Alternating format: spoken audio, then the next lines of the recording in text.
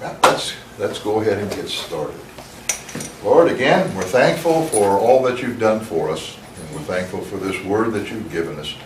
Pray, Lord, now that you will anoint your word as it goes out. Anoint my lips to say those things that you have said. Anoint our hearts to receive, and we thank you in Jesus' name. Amen.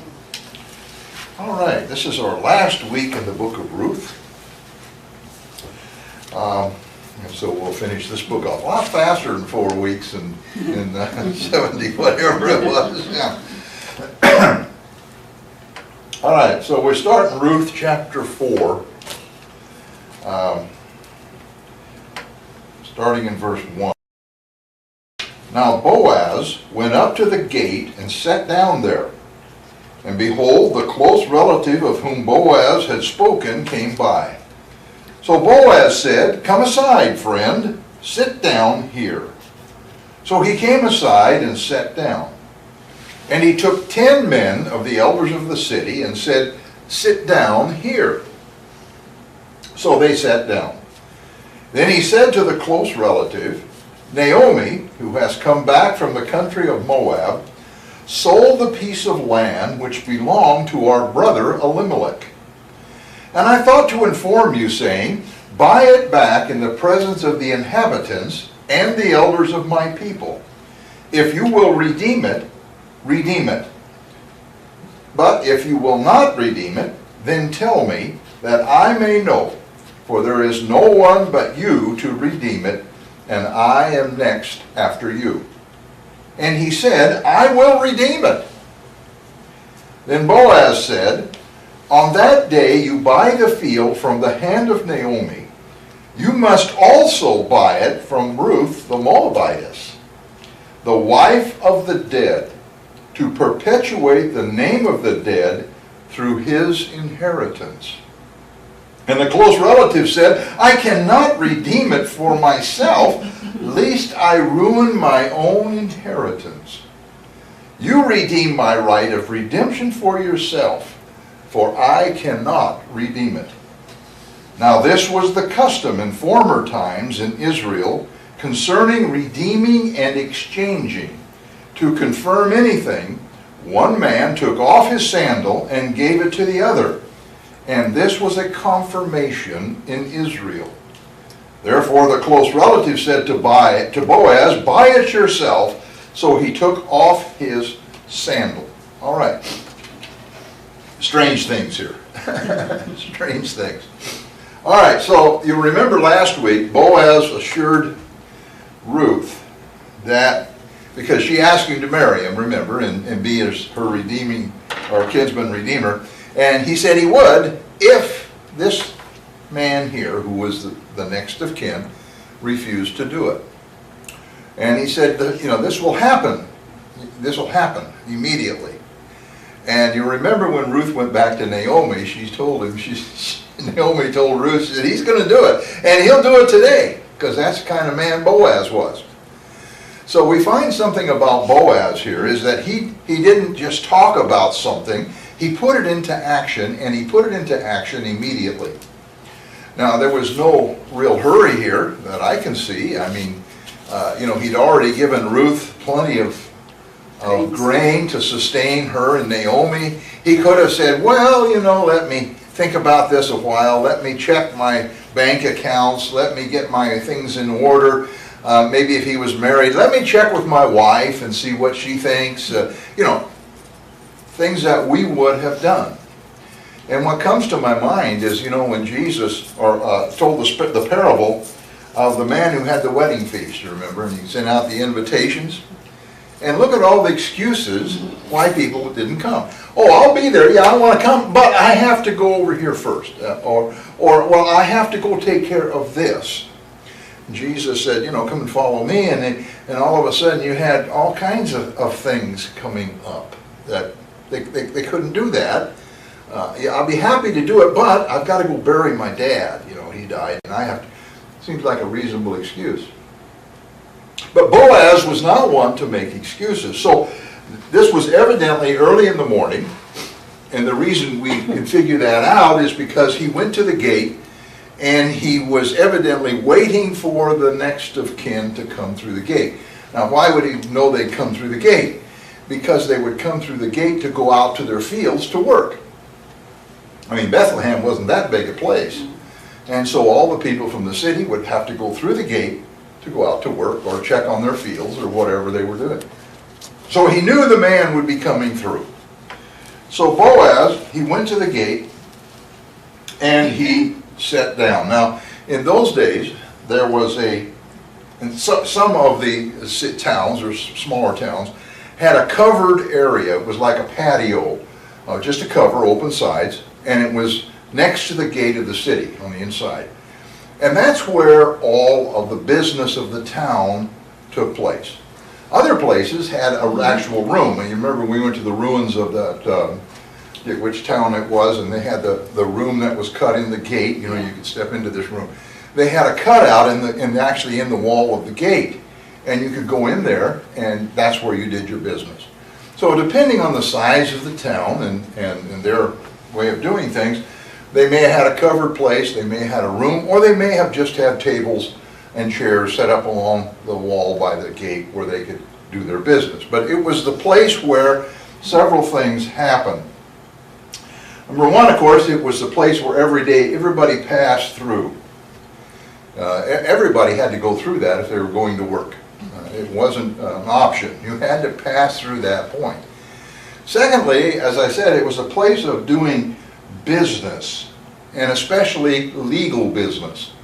Now, if you were just doing, you're going to go buy something from somebody, that would be business, but you wouldn't do it there. You go in the shop and you pay your money and get it. But if you were doing legal type business, and like in this case, you know, you're going to buy property, and that's a legal business that has to be done, that would take place at the gate. And the third thing was, it was a place of judgment. So if there was a dispute between two people, they would go to the gate and they would settle the dispute at the gate. Now, we know that Boaz was a judge. We learned that, you know, early on. So it was no doubt part of Boaz's schedule and his daily routine was to go to the gate and sit down in his chair, which would be the judgment chair. Now, I don't know that they had some elaborate thing, it was judgment, you know. But everybody knew when Boaz was sitting at the gate, court was open. So if you had a dispute, you would go to Boaz. And he would listen to your dispute, and if the dispute was of a nature that he needed witnesses, then he would call on the elders to come over and be witnesses. Now, the elders would be like your town council. They were the ones who set the laws, set the rules. And of course they were men who were honored in the town. Well, they would be at the gate also, because just in the conducting of normal business, you had to have witnesses, and these men served as witnesses to deeds of trust, to inheritance things, all of that. They were the ones who served as witnesses, and that's what their job was, part of it. So they would go to the gate every morning and sit there and watch people go by, and if they were needed, they were there. Now, we don't know how many elders Bethlehem had, but we know that Boaz sat down at the gate, he opened up the court, and he waited for the next of kin to come through the gate. Now, it's kind of interesting, you know, when you read this, it just sounds like he was kind of being shifty, you know, if you don't understand the custom, you would just say, oh, hey, Fred, come over and sit down, I want to talk to you a minute, you know, you get that impression from the way we read this. But if he called Fred over there, Fred knew that he was going before the judge for something. Now, it may not be he did anything wrong, but there was a dispute or there was something that needed to be settled. And I can kind of see this guy walking through the gate, you know, not a care in the world. He's heading out to work in his fields, and all of a sudden the judge, who happens to be his near relative, hey, I need to talk to you. And then just to clarify it, make it very clear, he said, sit here. Now, sit here indicated he was sitting in a place that was designated for this kind of thing. So we have Boaz. He gets the man over. He sets him down. And of course, I'm sure the man was a little nervous. Why is Boaz calling me over here? What is going on? Why am I being summoned to court? And then to make matters even a little worse, Boaz turns over and he says to the 10 of the elders, I need you to come over here and sit down. Now, that may seem a little strange, but the law required that at least 2 or 3 witnesses be present for any kind of a major transaction. Some towns had their own rules which required more than 10. But as far as Bethlehem was concerned, we don't know if that was the rule was 10, or if it was just the fact that there were 10 there, and he called all 10 of them. We don't know the real circumstances there. But we know that he called for 10 elders. And notice he tells the 10 elders, sit here. Now, obviously, he didn't sit the same place that the near kinsman set him. So they had their place, and I guess you might call it today the jury box kind of approach, where they're going to come and listen to all the evidence and then rule on that evidence. Okay. Now they weren't in this case going to really rule as much as just say we understand and this is a good transaction and so therefore we witness it. If we have similar things today, you can sign a letter or whatever, take it down and have it notarized.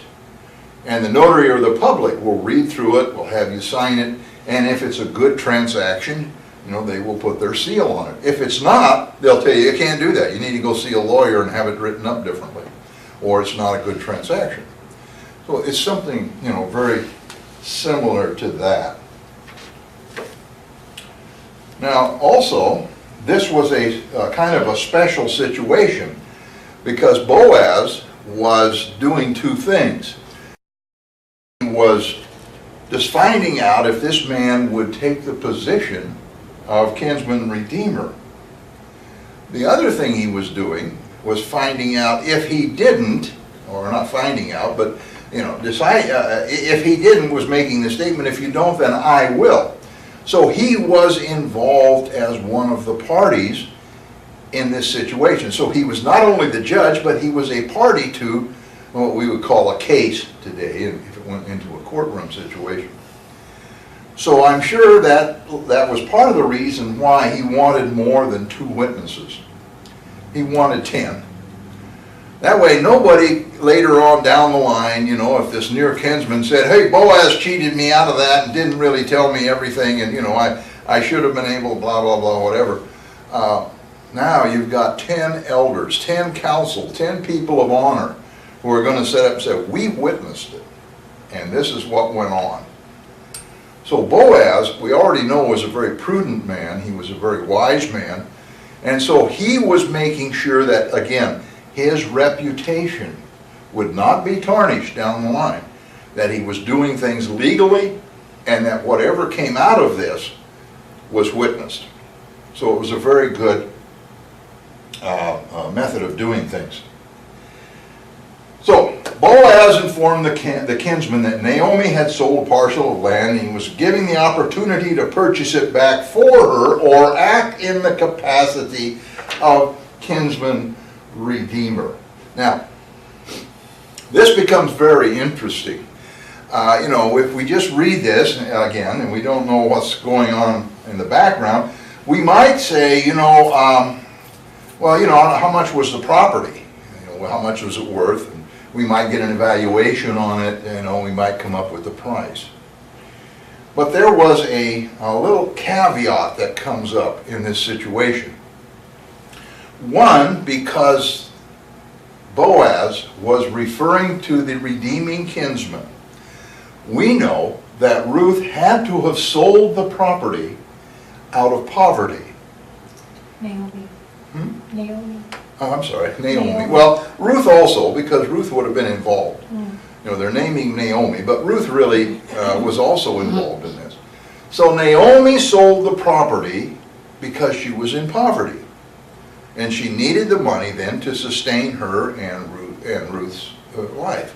Now, you know, they had grain to eat, yes, but you still have to have clothes. You still have things. You got to be able to purchase some things, you know. You can't just eat grain all the time. So this put her in a special category. So let me explain this to you. Well, let me just read this to you. This, what this has to do is the year of Jubilee. The year of Jubilee. Now this was under the law. This was something God put in place under Moses. All right. The Hebrew word Yobel stands for Garan Hai Yobel, meaning the horn of a ram.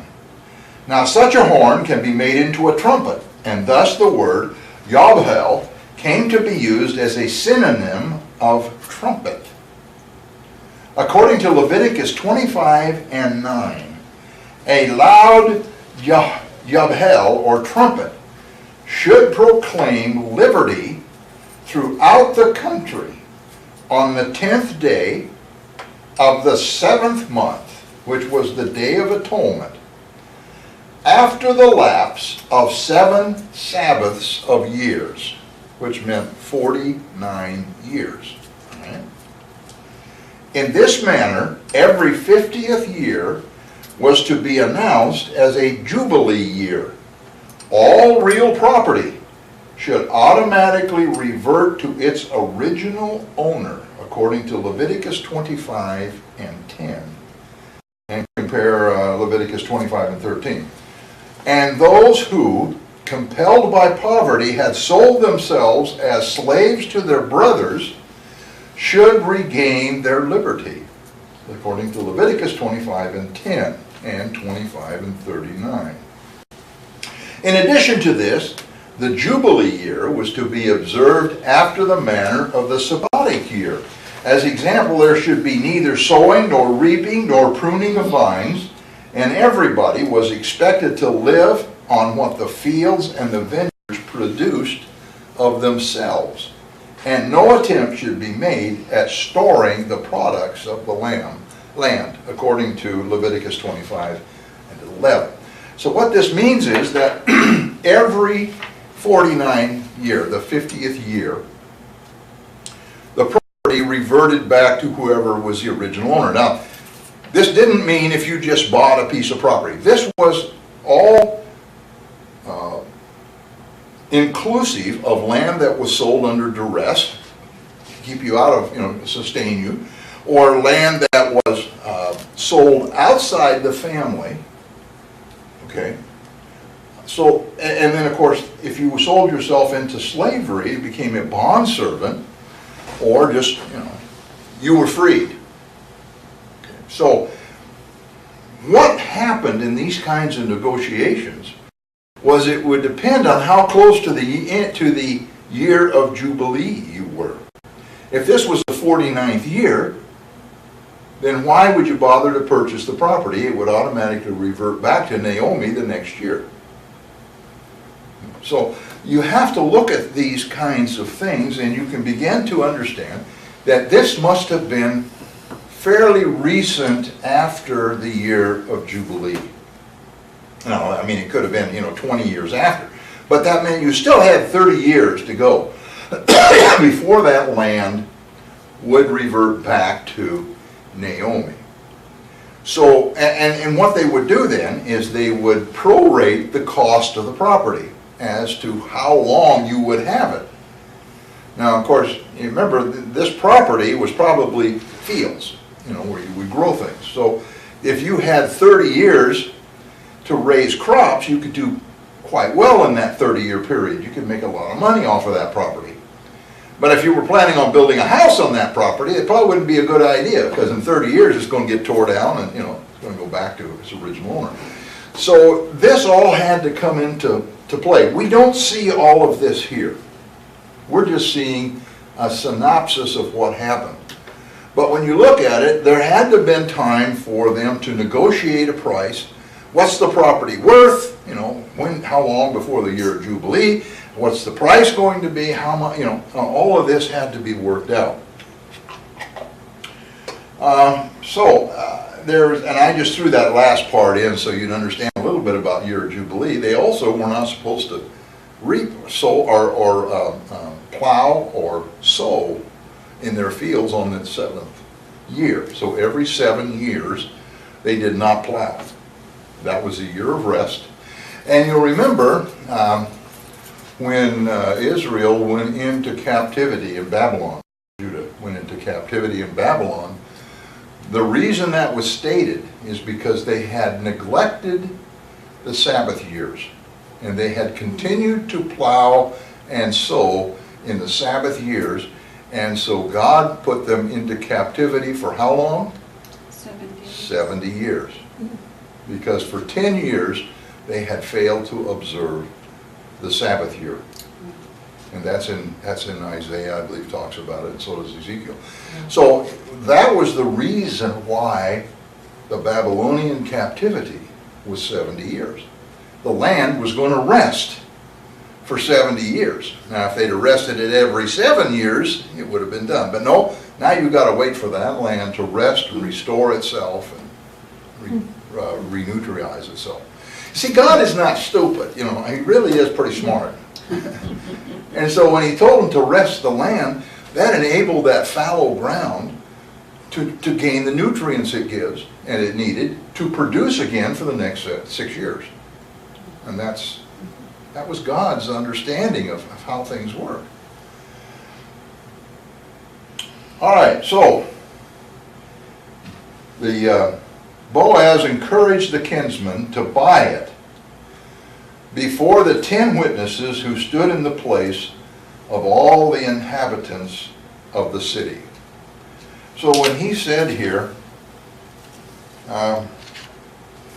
buy it back in the presence of the inhabitants and the elders of my people. If you will redeem it, redeem it. Now there's also two things here. Of course, the council stood in the stead of the inhabitants of the city, as they do on councils today. But we'll also find out in a minute here that this was a spectacle. All these people are passing through the gate, and here's the judge, and he's got 10 witnesses. Oh, this has got to be important. I mean, he's got 10 of our elders over here, and here's the next of kin. Hey, that's his, whatever he was, cousin, brother, I don't know who he was, but hey, and where's the other person? You know, what's going on here? This had to be a strange sight. And of course, as is always the case in small towns, anything becomes exciting. You know, they've got something exciting. So the townspeople, and we'll find out later, actually began gathering. And so you had a gallery of people who are witnessing this transaction, as well as the 10 witnesses. So Boaz may be referring to the fact that the 10 elders represented all the inhabitants, or he may be merely saying, all these people are standing around, so in their presence, buy the land. Now there's another thing here also. We know that Boaz was attracted to Ruth. We know that from his actions, you know, when he was out in the fields, how, oh, who's that? You know, and making sure she had plenty. So there was already an attraction there. And Boaz, being a very wealthy man, you know, buying property like that would be advantageous to him because he had the money to develop the land, you know, use it for his own crops or whatever he wanted to do. And so it would be advantageous to him to take that position and do that. But he, you know, at the same time, he realized his obligation to the near kinsman. And he could have used some kind of, you know, trick or something to get this guy to say no. He could have said, you know, this property's out there, but it's full of weeds and it's full of rocks and you don't want this property. You know? So he could get the property. But notice he was diligent in what he was supposed to do. We find here that a man who was not only wealthy, who was not only known in his town, who was not only a judge, but he lived up to what he said he was and to what the title he bore told about him. Even though it meant he might lose out on an economic chance here, he was willing to do what was supposed to be done and take a chance on that. He encouraged the man to be the kinsman redeemer.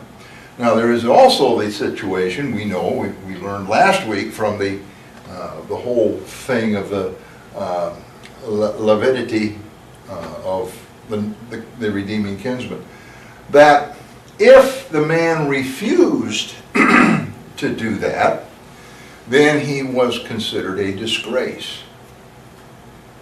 So Boaz was not only offering the man the chance to buy the property, but offering him the chance and encouraging him not to be disgraced. Okay, so you had both sides of this. You saw the desire of Boaz to follow the law and at the same time to have mercy or empathy with this man. So you see both sides of Boaz. Now, if I can apply this, what about us today? Isn't this the perfect example of what a Christian should be?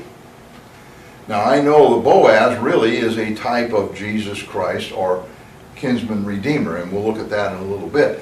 But he's also a perfect example of what we should be. And after all, shouldn't we be like Jesus? Here was a man who had it all. Here was a man who was blessed. Here was a man who lived a wealthy life. And yet he was a man who was careful with what he did. He wanted to make sure he didn't cause anybody to stumble or didn't put anything out there that could be misconstrued that would in any way harm his reputation or the position that he held as judge. Isn't that what we should do? The Apostle Paul says, be careful that you don't form a stumbling block in front of others. This is what he's talking about. Here Boaz could have come out of this really well, by just forcing the issue and changing things or saying things a certain way or not, exactly, encouraging the man to buy the property. But that wasn't Boaz. Boaz said, if God, and I'm supposition here, if God wants me to have that property, then the near kinsman will refuse. I'm going to leave it in the hands of God. But how many Christians do that today? Most of them don't bother to ask the Lord before they do something. They just go charging off to do it. I love that car. Let's go buy it. When they go in and they put the money down, they buy the car, and they drive out, and what happens? Oh, you mean we have to make payments? And they're this much? Yeah. See if they'd have prayed first. And let God say, you get the car or you don't get the car. I mean that's just some practical things that I'm trying to point here as to what God expects of us. Let Him be the one. Let this thing work out the way it should work out. You just do exactly what God tells you to do. And one of the things He said is to ask Him for what your needs are. If you want something, ask Him about it. He'll direct you. And He says, I will direct your path. In other words, I'm going to take you the way you should go. I'm going to take you on a path that you'll get it, if that's, But we don't want to do that. But Boaz, he did. He was diligent, showed up at his place when he's supposed to be there, did his job, even though maybe emotionally he was, he may have been in a mess. I don't know how, put yourself in Boaz's place. Here he's an older man, and he's got this young gal, probably in her 20s, very attractive, and she's just asking to marry her. Wow. Yeah, and he probably had wives and kids. you know, his internal turmoil must have been there. What do I do here? Yeah, I love this idea. You know, I like this lady, and wow, this could really work out. But you know, what about my wife? What's she going to say? Or maybe my wives? I don't know how many he had. And my kids, what are they going to do? And how is this going to react? And how is this going to influence my business? And you know, am I really in a position to do this? And yet he showed up at the gate to do his job when he was supposed to do it. And he did it diligently.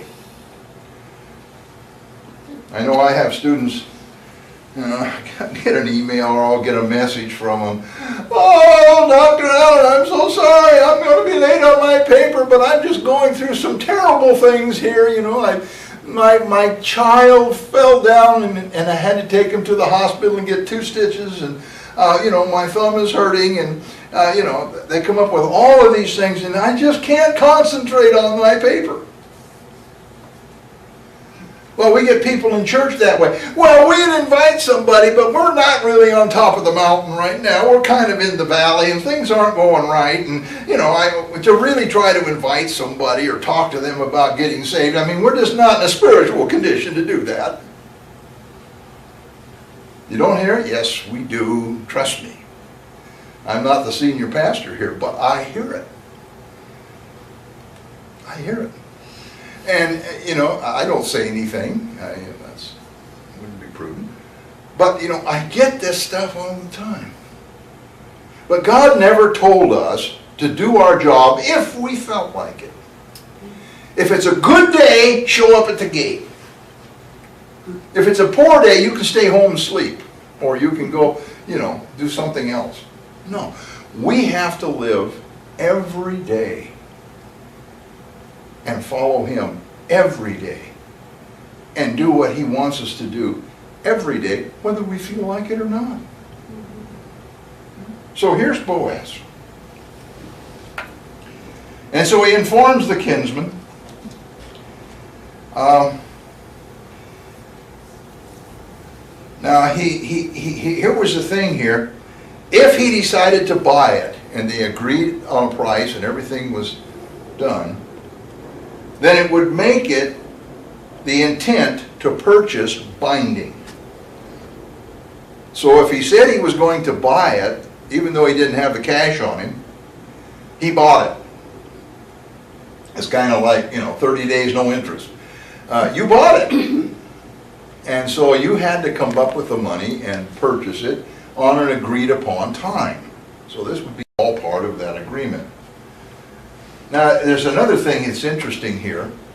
The present owner was not present. Where's the guy that bought the property? Would we do that today? I mean, you know, two guys get together and decide we're going to buy that guy's property because, you know, hey, that was my relative's property, so we're just going to buy that property from him.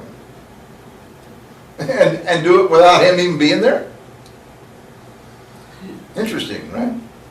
What if he didn't want to sell it? Well, you see, we have the situation here where it didn't matter what that man wanted or didn't want, what he would agree to or not agree to. The reason is because the law said the redeeming kinsman was to buy back the property. That's not an if. He can't say, but I want the property. Obviously he wanted it or he wouldn't have bought it. So he didn't even have to be there for this part of the negotiations.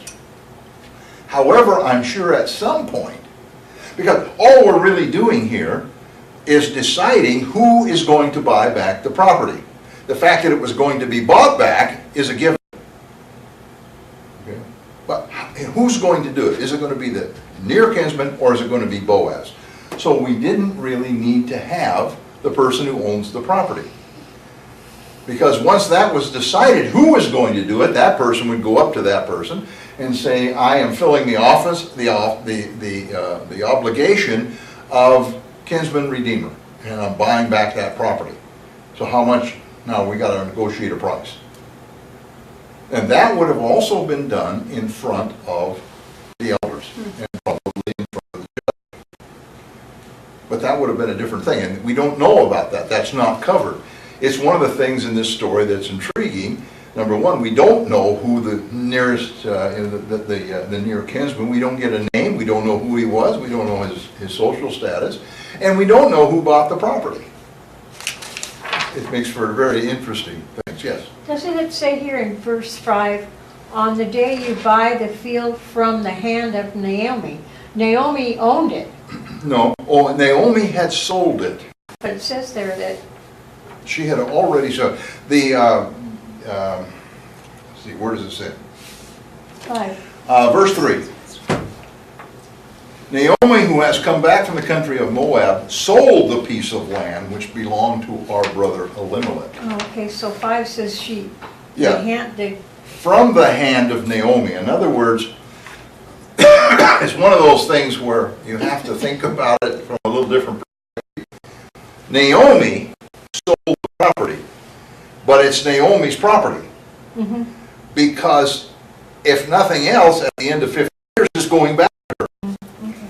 So you have to consider this to be, he was buying it from Naomi. Okay. Who purchased it, really was leasing it. And that's why understanding the year of Jubilee is important. Okay. Right. All right, so, now what does a man do? Boaz goes on then to inform the kinsman that if he's not willing to purchase the property, he was to say, because Boaz would, since he was the next of kin or in the line of kinsman redeemer. In other words, he would, if the man didn't, Boaz would. And he already told Ruth that he would. Mm-hmm. But he's informing the man, I'm the next of kin. Well, I'm sure the man knew that. I mean, these weren't far off distant relatives. If they were that close together and he's the next of kin, they had to be brothers, cousins at least, pretty close together. And so he said, if you don't buy it, I'm going to buy it. Now, this, of course, does a couple of things. One, it lets the witnesses know what he is going to do. And it also assures the near kinsman that the property was going to remain in the family. Now, we don't think much about property. When we buy, sell houses, we don't really think much about, inheritance in terms of property. But if you remember some of the stories in the Bible, you remember when Ahab wanted to buy the vineyard. Yeah. And so he went to the vineyard, oh, your vineyard. And what did he say? No, I can't sell you. It's my family's. It's been in my family's. And yeah, it's mine, but it's my family's. I can't. It's my inheritance. It's been handed down from generation to generation. And this little vineyard, we'd probably look at it today and say, you got to be kidding. I mean, he's going to this little vineyard that's not much bigger than, a couple of 3 acres, maybe 5 or whatever. I don't know how big it was, but it wasn't worth all the big to-do, except Ahab wanted to have it. He had to have it, and so Jezebel took care of the situation and had the man murdered, and he got the vineyard. But the thing was, it was his family's. It was an inheritance, and they put great amount of emphasis on their inheritance. And we'll see that again in a minute here. So, he was letting the near kinsman know that the property would remain in the family. Now the need of the witnesses come into play here, because now we've reached the point. This is the climatic point. Is the man going to say, yes, I'll buy it, or no, I won't buy it? So witnesses are there, okay? They're very. Now notice, this is interesting. The kinsman was willing to purchase the property. Yeah, I'll take that property. I can make some of that property. I could probably add to my inheritance. Even though this property is going to go back at the end in the year of Jubilee, I can maybe raise enough crops to buy another piece of property, and I can add to my inheritance. Right? And so the man, I'm sure, was thinking in terms of dollar and cents, profit and loss. But there's always that but that comes in on these things. But when he was informed by Boaz that the property came with another piece of property with it, and that was Ruth. See, if you buy the property, you had to buy the widow. Now this is what to me is really, if you want to talk about being kind of crafty a little bit, maybe Boaz was here a little bit. He could have said, you buy the property and you get Ruth with it. No, he wanted, first of all, yeah, you know, buy the property. Oh yeah, I want this property. Oh yeah, my eyes light up with dollar signs, you know.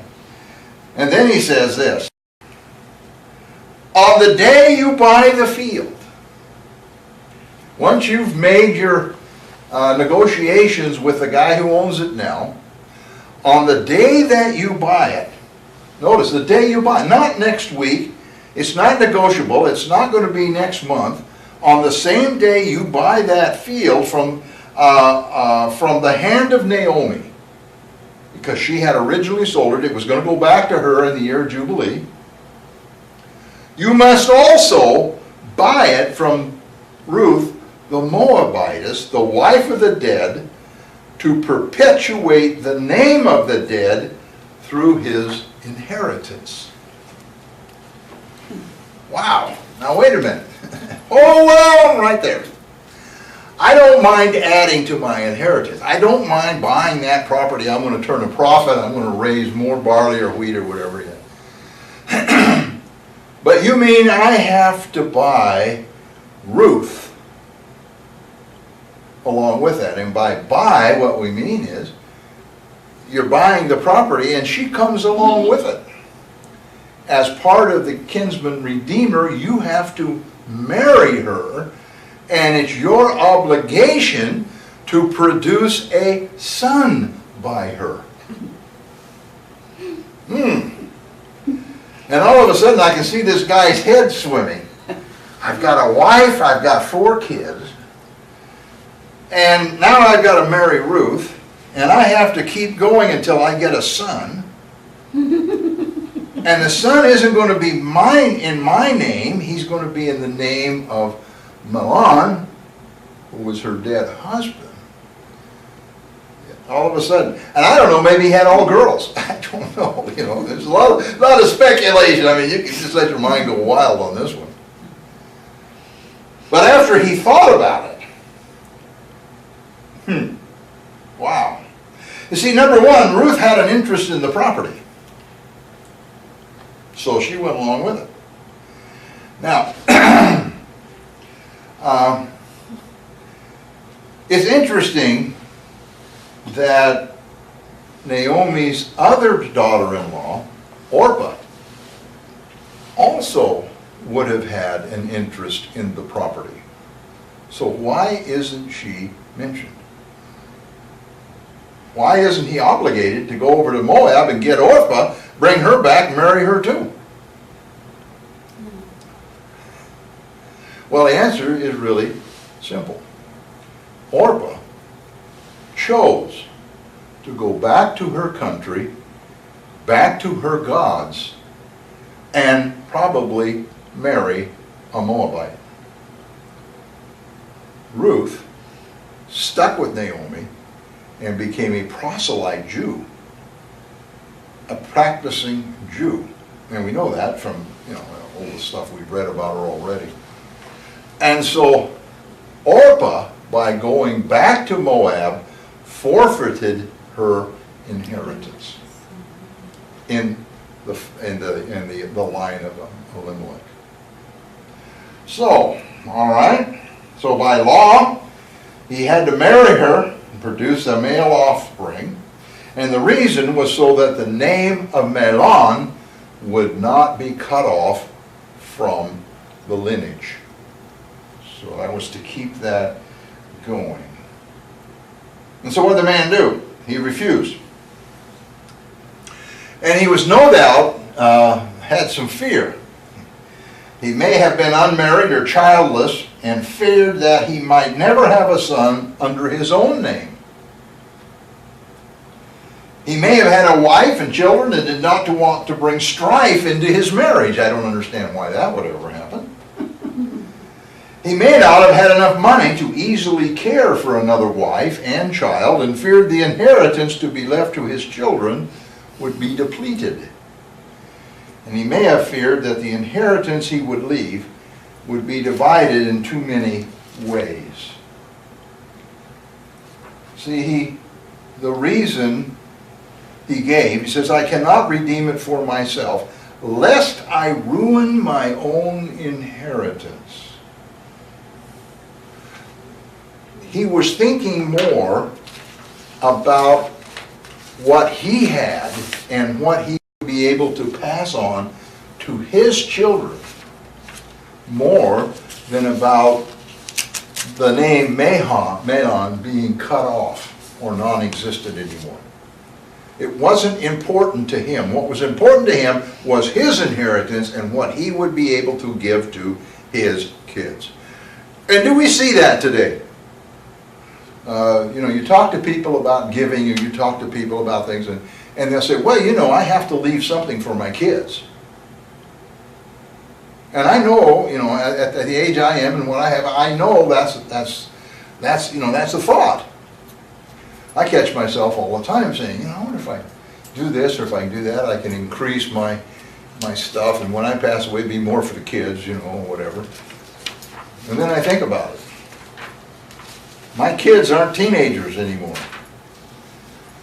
My kids are in their 40s, late 40s and 50s. If they haven't figured out how to survive by now, what are they going to do if I give them money or I give them a good inheritance? What are they going to do with it? They already have their stuff set up. Do I really need to do that? Is it really that important? I don't know. They'll take the house we have and they'll sell it. And they're not going to keep that house. None of, it wouldn't fit any of them. The way they live, I don't think they want that house. You think realistically with these things. But this man was concerned because the inheritance was important to them, more so than what inheritance we give. We think in terms of how the inheritance will help our kids. They think in terms of how the inheritance will perpetuate their lineage. So it's an entirely different concept of inheritance. Now, this was an interesting part here, I think. As a sign of confirmation, what did the kinsman do? He took off his shoe and he gave it to Boaz. What? He took off his sandal. What is that? I think Boaz wants his old stinky dirty sandal.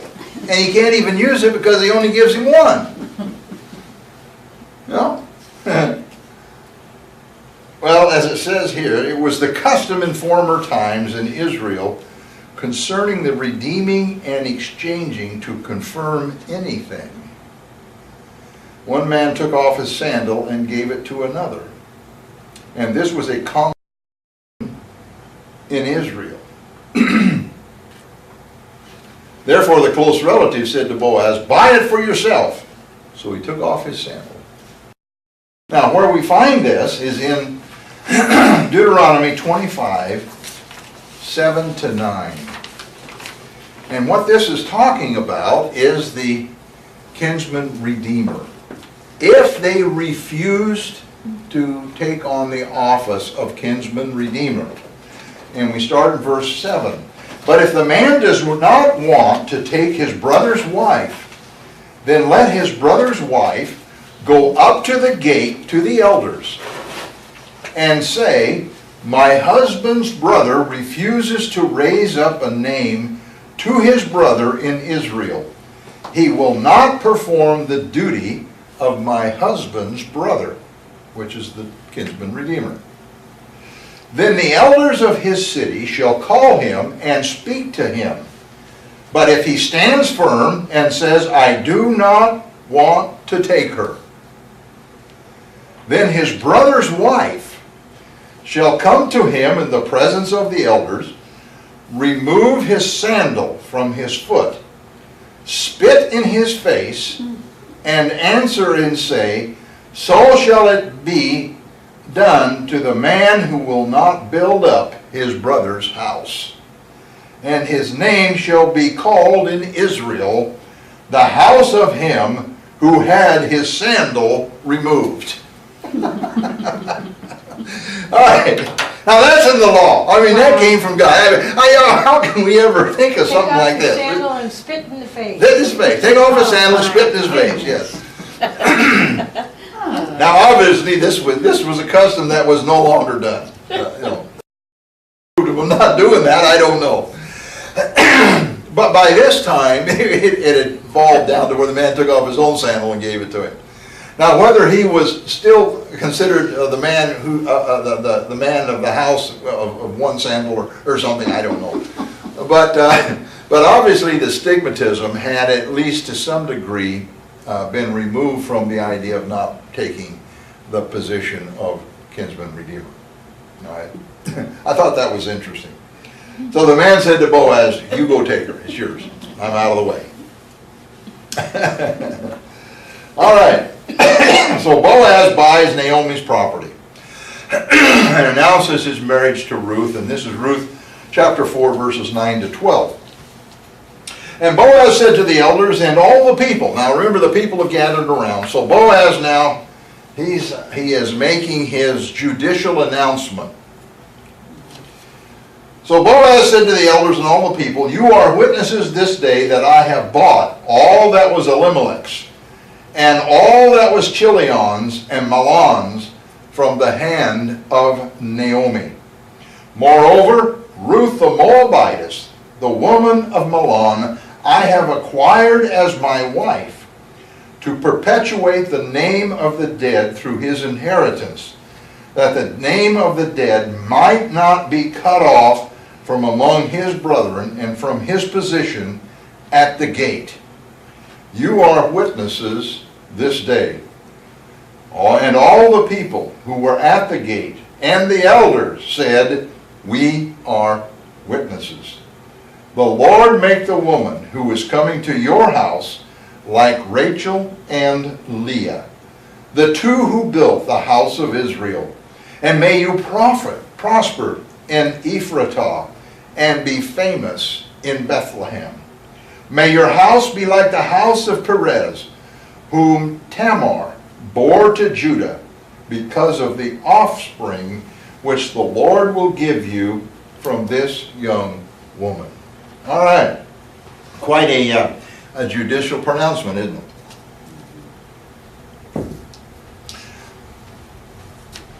All right.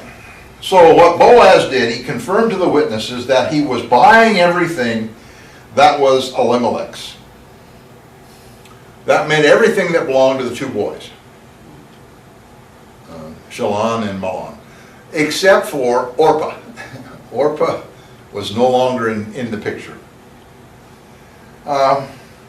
Then he ascertains that he had also purchased Ruth, the widow of Mahlon, for the purpose of marrying her to perpetuate the name of Mahlon through his inheritance, so that it would not die out from the family and from the city.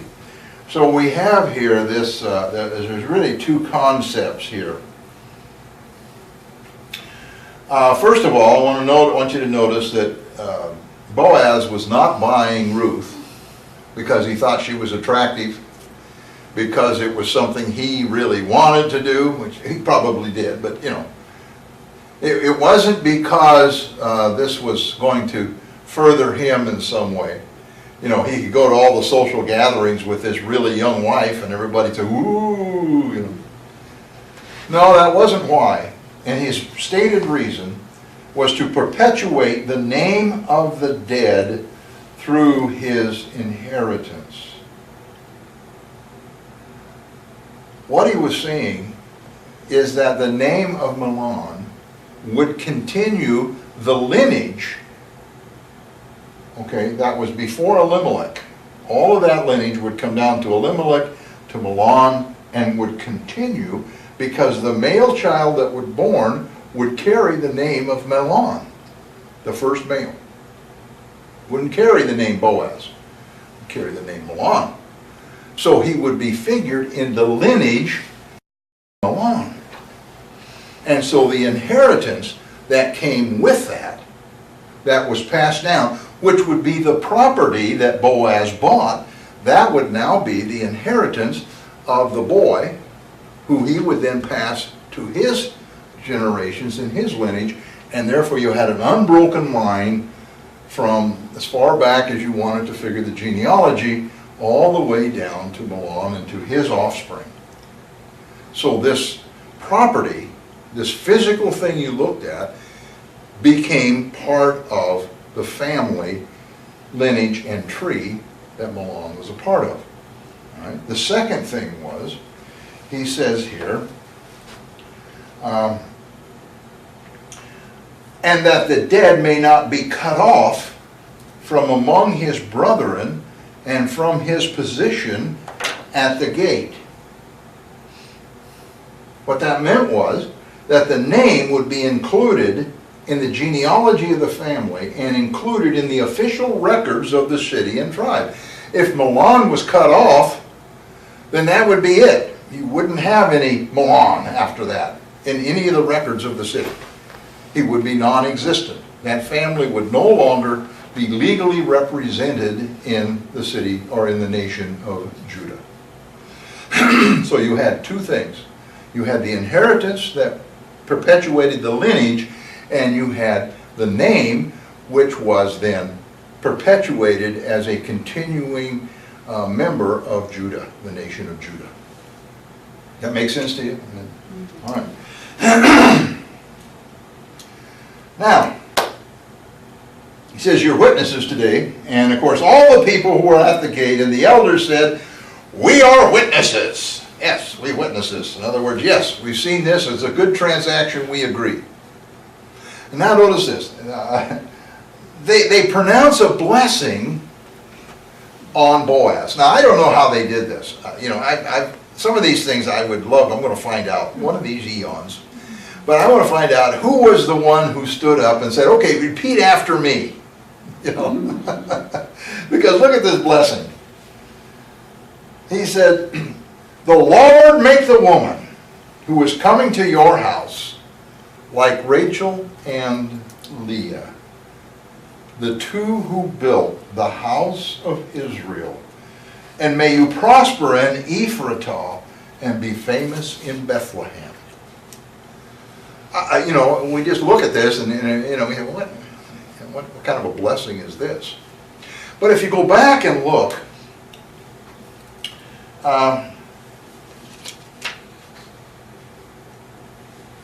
you'll find that Ruth was very much like Rachel and Leah. Ruth was not of the family of Abraham. She was a Moabite. And you will find that Rachel and Leah were not of the family of Abraham either. They were outsiders. And yet, it was from these two that 12 sons were born who became the 12 tribes of Israel. So what they're saying in this blessing is that Ruth, when she comes to her house, to your house, let her be like Rachel and Leah. Let her be the founder, the woman who produces many sons, that will perpetuate not only Milan's name, but your name, that you might become great. Now he says, they say here, And may you prosper in Ephratah and be famous in Bethlehem. Ephratah and Bethlehem is the same place. They're two different names for the same town. Why in the world would they say that? Well, as it is so often the case, it's in the name. Ephratah means the house of fruitfulness. May you prosper in the house of fruitfulness. May you have many sons, many children. May your life be fruitful. And Bethlehem means the house of bread. May you be fruitful, and may you be a house of bread where people come to receive what they need.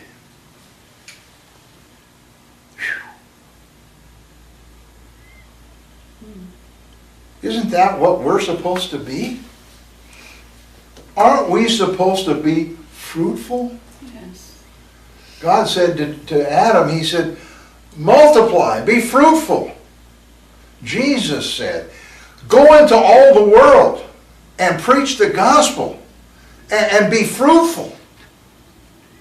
And at the same time, the Apostle Paul and even Jesus, in his teachings, that we should be servants, that we should give people what they need. He said, if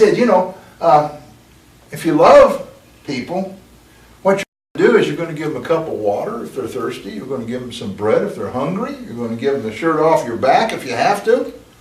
You're going to meet their needs. And this blessing that was put on Boaz is exactly what it's saying. Now, we know Boaz was he was a wealthy man. We don't have any record in here of how he took care of people other than Ruth. But if he was willing to give Ruth extra, he was willing to make sure that the gleaner in his field was taken care of, I'm sure he was also just as anxious to make sure the poor, the widows, the fatherless were taken care of in his city. Isn't that what we're supposed to do? And especially if they come in spiritually hungry, spiritually thirsty.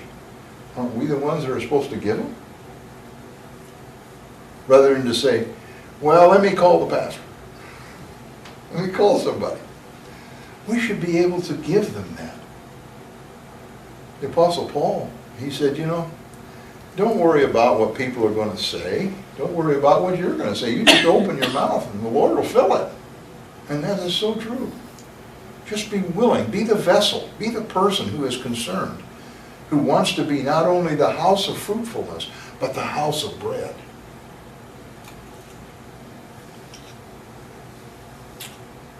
All right.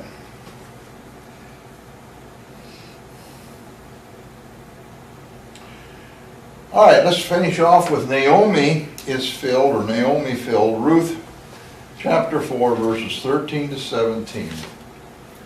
Oh, we have one more. So Boaz took Ruth, and she became his wife. And when he went into her, the Lord gave her conception, and she bore a son. Then the women said to Naomi, blessed be the Lord who has not left you this day without a close relative, and may his name be famous in Israel. And may he be to you a restorer of life and a nourisher of your old age. For your daughter-in-law, who loves you, who is better to you than 7 sons, has borne him. Then Naomi took the child and laid him on her bosom and became a nurse to him. Also, the neighbor women gave him a name, saying, there is a son born to Naomi. And they called his name Obed. He is the father of Jesse, the father of David. Wow. So Boaz married Ruth, and she bore him a son. And from the way it's written, it looks like it was pretty quick. Probably 9 months after the wedding, here comes the child, here comes the boy, you know. And the women, now these would be the women who attended the birth. This would be the midwives, or, you know, that attended the birth. I can see, you know, she has this child, and here come the women out of the house to let everybody know what, you know, what it was. And I'm sure Boaz was out there. Everybody wanted to know, you know. But they go to Naomi, and they, first of all, they tell her, you have an offspring that would carry the lineage of Elimelech. You now have that son. Blessed be the Lord who has not left you this day without a close relative. Now, it's interesting that the emphasis here is not on the child. The emphasis is on Boaz. Blessed be the Lord who has not left you this day without a close relative or kinsman redeemer. And may his name be famous in Israel. Not the son, Boaz. May his name be famous in Israel. Why? Because he took the place of the kinsman redeemer. I mentioned Boaz is a type of Jesus Christ. And when you go back through this, you can apply him to us. We're the Gentiles. We're the ones that were not part of the Jewish lineage. We're the ones who were grafted in, if you will. We're the ones who he made sure we got the crumbs. You know, before he married us, before he brought us in, we got the crumbs. You remember when Jesus was doing miracles, and the little lady came and said, I need you to raise my son. And she says, how can I do that? You're just a dog. I mean, I'm Jewish, and you're a Gentile. I can't do that. And she said, but even the Gentiles, even we get the crumbs that fall off of your table. The dogs. Yeah. We're just dogs, but we get the crumbs. We at least get what you allow us to have. And we're thankful for those crumbs. And then one day, he redeemed us. He bought back what was already his. Now, that may seem strange, but when you look at it from the perspective of the family, Boaz was in the same family as Elimelech. God created the heavens and the earth. God created Adam and Eve. God had a plan for mankind, and what happened? Along came Satan, and he stole it. And it didn't belong to God anymore. None of us belong to God. We've all been put into a position of being born in sin. But what did he do? Jesus came as our kinsman redeemer. He bought us back. When he died on that cross, he went down and he took the keys of death, hell, and the grave, and he pulled them back with him. And he said, I am now the mediator. I am the kinsman redeemer. I own all of this now. I own it all. In the name of the Father, the position of the Father, I own it all. But one day, it's all going to be changed. When the final year of Jubilee comes, and the final trumpet is blown, everything is going to revert back to God who created it, with the exception of the devil and sin. Now, that stuff's all going to be destroyed. But it's going to go back to what God intended it to be in the first place. But in the meantime, Jesus Christ, that flesh, that man purchased us. And our obligation is to bear children, fruit. fruit. So they came to Naomi and said, "Blessed be the Lord. He hasn't left you." Remember when she first came back to town, what did she say? "Don't call me Naomi, call me Mara. God has left me. God has abandoned me. I don't have anything. I'm empty-handed." And now look, the women who heard her say that are now saying, look, God has not left you without the kinsman redeemer. He has given you. And how many centuries did the Gentiles roam around with no hope? Even the Jews, mankind in general, we had no hope. But now we have hope because of our kinsman redeemer. Boaz, now it's not the son, it's Boaz. Boaz would be a restorer of life to Naomi, which he was, by giving her the son. And the one to take care of her in old age. Until the year of Jubilee, he was to take care of Naomi with the proceeds from her property. That would make sense, right? So now she doesn't have anything to worry about. She now has a son-in-law who is very wealthy. She has a daughter-in-law who everybody admires. We found that last week. She has a grandson. Wow. Notice the son, and no place in here is that boy ever mentioned as Boaz's son. Notice what it says.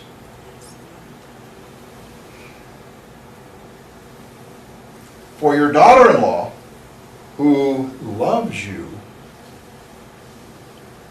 who is better to you than 7 sons, has borne him. Now this is kind of strange. You think, what do you mean, better than 7 sons?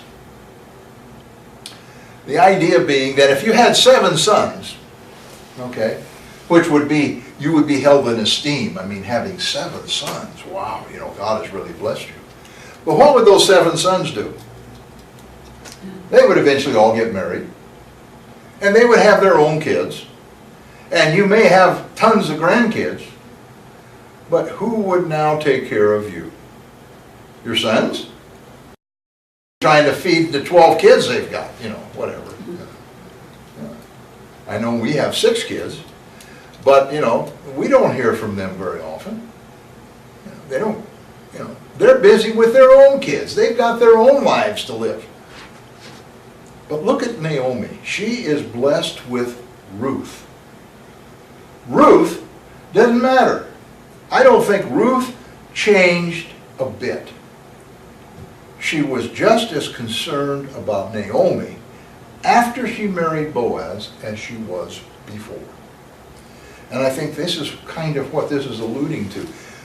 The townswomen knew that she was going to continue to love and care for Ruth. More so than if she had 7 sons, was at the top of society, was just, everybody thought it fantastic she had all these kids, because they wouldn't pay any attention to her after a while.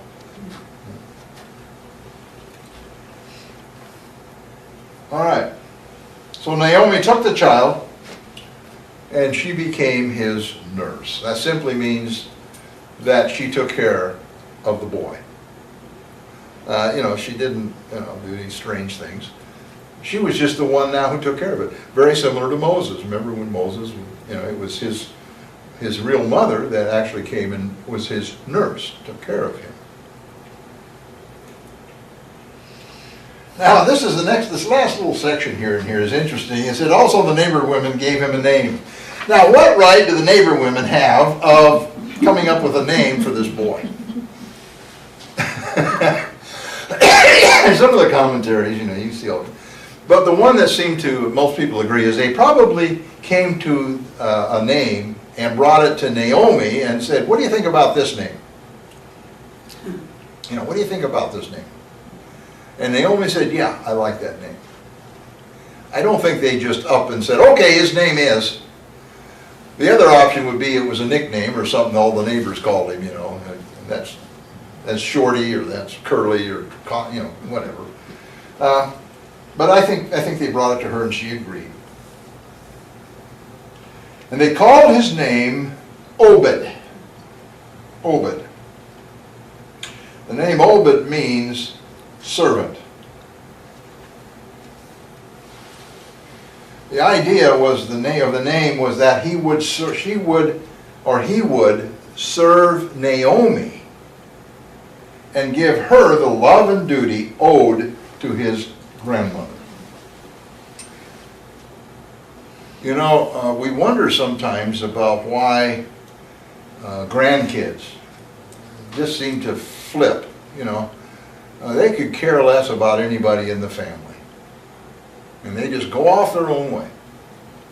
If you've got grandkids that take care of you and are concerned about you, there's probably one very good reason, because their parents did, or their parents do. I look back on ours, and we've got some grandkids, we never hear from them. I have no idea what they're doing most of the time. I see them on Facebook, maybe I'll get some ideas of what's going on with them. But we never see them, maybe once or twice a year, maybe every 2 years. We'll hear from them. If we have Christmas or something, maybe they'll show up. But I look at their parents, and you know what? We don't hear from them either. You know, they're off doing their own things. And the thing is here that I think this shows to us, that because Ruth was concerned about Naomi, because Ruth swore that she would stay with Naomi, because Ruth gave her life as a servant to serve Naomi, and she did it not just with words, but with her actions, her son would logically do the same thing. You want to know why kids go off? It's probably because of their parents. Some of you wouldn't want to preach on Sunday morning, you know. Probably people have a revolt on your hands. But it is so true. Kids learn from their parents. If your parents smoke, kids are going to smoke. Parents drink, kids are going to drink. Parents an alcoholic, the kid's going to be an alcoholic. No matter how much they say, no, I'll never do that, I would never do that, but where do they end up?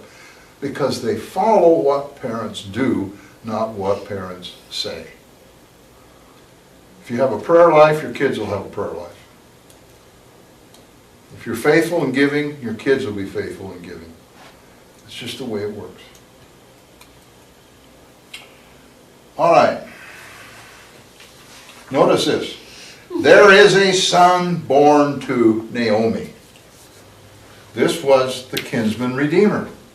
Boaz had nothing to do with this son as far as lineage. He was the natural father. He was a propagator. But it was in the name of Elimelech and Naomi through Mahlon. So the child was not given to Boaz. It was given to Naomi, even though she's not the mother. And Ruth is not even mentioned in here. That's an interesting, but it is the concept of the Jew in their lineage. All right. Now, of course, it finishes off by informing us that Obed was the father of Jesse, the father of David. So Obed was the grandfather of David. Now, I thought this was probably some gaps in the genealogy, because that happens, you know, we've seen where they skip a few hundred years, you know. But I actually looked it up. I have a big book of stuff, and I looked it all up, and sure enough, Obed was the natural father of Jesse, and Jesse was the natural father of David. So, was it important for Boaz to be the kinsman redeemer? Absolutely. Because that meant that Obed was now in the lineage of Jesus Christ, as was Ruth, as was Elimelech, as was, up the line. All right, the last chapter is an epilogue, has absolutely nothing to do with the story. In fact, a lot of the commentaries, they're questioning why this is even here, other than it was maybe added later or something. I don't know, but it's here, and it's interesting because this is the lineage on the genealogy of David, and it starts with Perez. So Ruth chapter 4, beginning with verse 18. Now this is the genealogy of Perez. Perez begot Hezron. Hezron begot Ram. And Ram begot Amminadab. And Amminadab begot Nahshon. And Nahshon begat Salmon. And Salmon begat Boaz. And Boaz begot Obed. Obed begot Jesse. And Jesse begot David. So I think So he is in here. What's that? So Boaz is in here. In this one, yes. Oh. Yes. But if you look at the genealogy in Matthew, he's not there. So this was just another way of saying that the genealogy continued down to David. And I think the insertion of Boaz here shows that they considered the actions of Boaz to be the reason for Obed being there. Because all of this before is Boaz, how he will take care of her, how he will do this. It's not his son that's being, but his actions. Okay? And he was of the family and the lineage, so he could be considered in there also. And that's it. Do you have any questions? So I have a question. So, okay, she had a son, Boaz, and okay. So you know she's going to have more. So are those Boaz, or are those continuing? Anything Boaz. Oh, okay, It's so only the oldest son. the first one, The right? elder son, yes. Oh, Yeah. see? All the rest of them would be his, anybody else would Thank have. you. I mean, really, geez, he's getting all these, maybe all these sons and daughters, and are they the other guys? It gets confusing. Wow. You really have to think about it. Also, if he had a daughter before he had a son, it would be his daughter. Oh. It's only the elder son that goes, because it was through the son that the lineage was usually calculated. Very nice. All right. It's cold in here? It is cold in here. And by the way, I that's opened what's that door, interesting, it's cold. because when you get to the lineage of Jesus Christ, suddenly you see Ruth and you see Rahab women in there. Generally, lineage was only figured to the men.